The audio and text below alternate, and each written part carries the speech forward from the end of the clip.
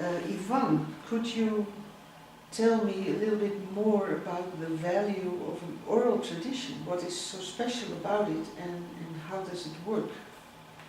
Well, as soon as we start learning with our masters, they told us about our lineage, what is called in Quechua the huacho. The huacho is the line of teachers that brought to you, to the present, these exercises and these practices. And our lineages start very early. The lineage of Cusco started back in the 16th century, and the lineage from Quero starts even early, back in the 10th century, more or less in the moment of the foundation of the Inca Empire. So the meaning of that is that there is an uninterrupted chain of masters, of persons who kept this tradition across all this time. People who's been practicing and using the tradition and then managed to pass it on to the next generation. So we are very lucky to get in touch with a treasure like that. Our tradition is being always kept until recent times in an oral way. And as we all know, our memory is fragile. So when it is an oral tradition, this submits the tradition itself to certain special conditions.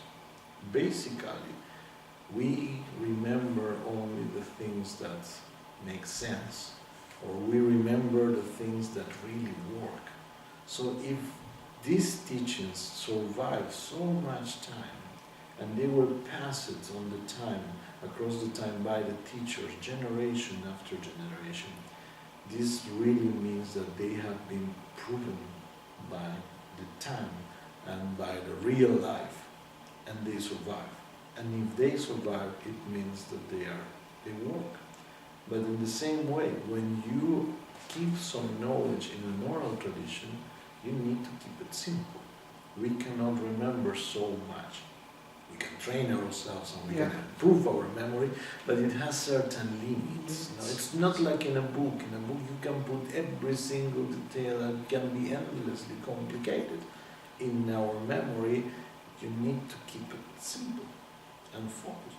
And this is exactly how these exercises, how these teachings are.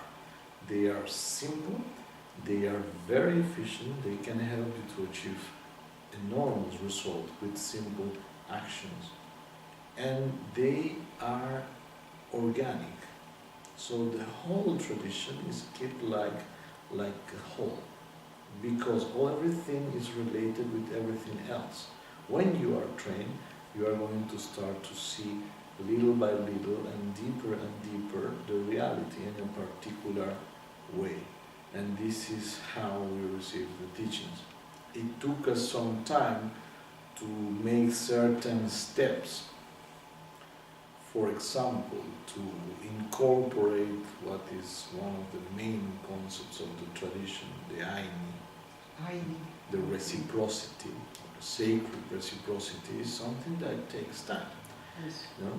And when you are able to understand what Aini, what reciprocity means, then you are going to start to see the reciprocity in everything that happens around yourself, and that can be the base.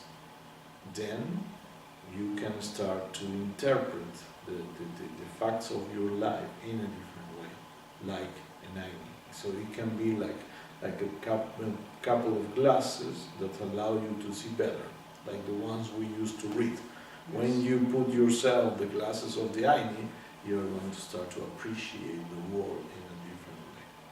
So something so simple as the Aini is how the treasures of the traditions have been kept across the time. They have to be efficient and they have to be kept in a simple way, but then when you acquire this understanding, this in a certain way unfolds in front of you, because you are going to see the things in a different way. And this is the treasure of this tradition. The first books of the tradition were wrote late about these practices. Some people start some years ago, and they are still very few. But the big part of the tradition is still kept oral, and that is how we are sharing it now. Something very important too is that there are certain things that you can only learn in the presence of a master, of a great teacher. So we were so lucky to meet these great teachers in the time. It's like when you go to the university, certain passionate ways of seeing the things can be shared only by a person, in the presence of the person. And this is the gift of the tradition. While it is kept oral, then you have to be in the presence of a master to learn. And that's how we still teach it.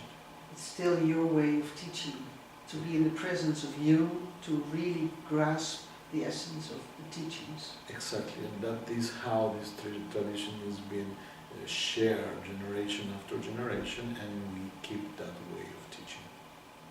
Thank you.